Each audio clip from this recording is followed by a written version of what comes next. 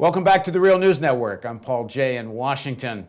As the debt debate continues, one thing that has emerged, policy that began 2.5 years ago of stimulating the economies to deal with the crisis, particularly the unemployment crisis, has now turned into a global policy of austerity. Why? Now joining us to talk about all this is Bob Pollin, co-director of the Perry Institute in Amherst, Massachusetts. Thanks for joining us again, Bob. Thank you, Paul. All right, so we've done a series of interviews, and we've talked about the current crisis is quite a bit manufactured, given how low interest rates on American debt is and what the real servicing costs are. So then why? If it's clear that the unemployment is still high and has barely moved, the economy is still not growing at any rate that people thought it should be by now, why this turn to global austerity? Well,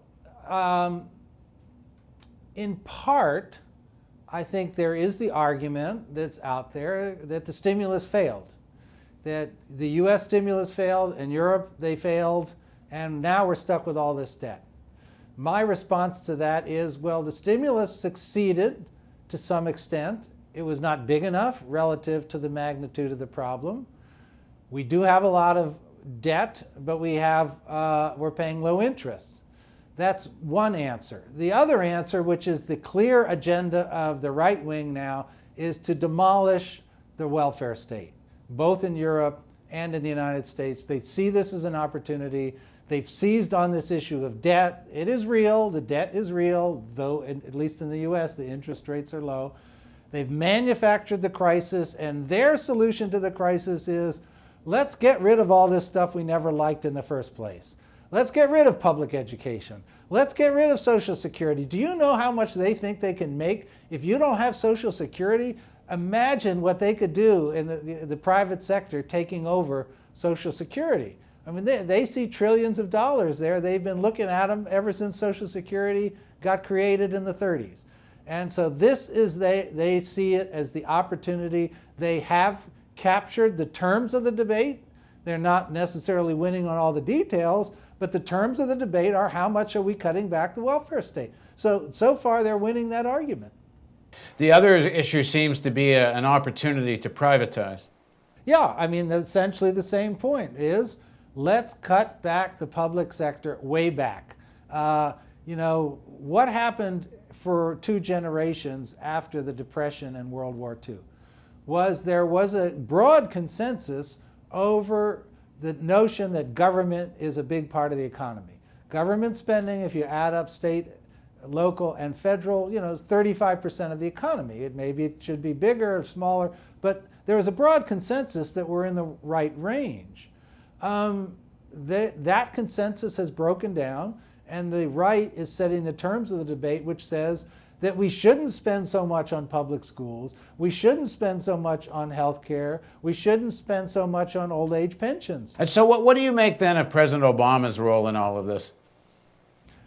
President Obama is trying to hew to the center.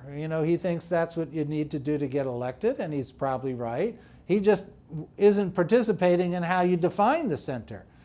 So the Republicans are defining the center. The center saying we need to do these cuts, and the debate is over how much and how quickly. Instead of saying the real question that Obama should put forward is to say the crisis is unemployment, and the crisis is the notion that we are challenging the idea of some kind of social wage, some kind of social contract. We need to strengthen public schools. We need to improve health care.